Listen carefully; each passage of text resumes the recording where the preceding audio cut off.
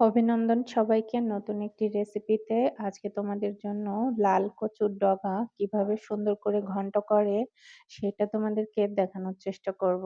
খুব সহজে কিভাবে ঝটপট এই কচুর ডাঁটা ঘন্ট করবে সেটাই দেখাবো।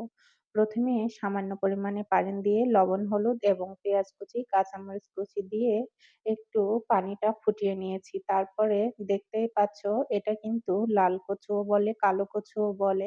এই কচুটা কিন্তু কচু শাকের যে ডগাটা এটা কিন্তু অত্যন্ত উপকারী।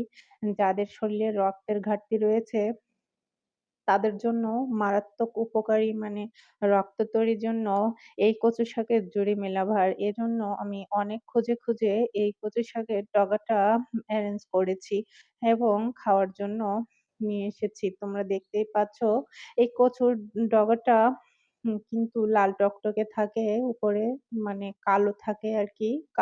কিছুটা কালো খয়েরি থাকে। আমি খোসাটা যত সম্ভব ছাড়িয়ে নিয়েছি এবং ছোট, ছোট করে কেটে নিয়েছি। দেখো, এভাবে আমি কিন্তু ঢাকনা দিয়ে ঢেকে সিদ্ধ করে নিয়েছি এবং ঘুটে নিচ্ছি।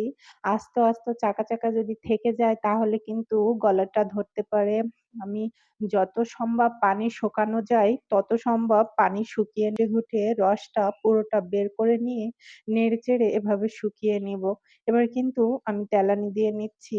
দেখো, ১ম এ আমি রসুন দিয়ে একটু ভেজে নিয়েছি। এই পর্যায়ে কিছুটা জিরা ছড়িয়ে দিয়ে আমি ওইভাবে উম আগে থেকে ঘন্ট করে রাখা শাকের ডাঁটাটা দিয়ে দিয়েছি। নেড়েচেড়ে নামিয়ে নিবো।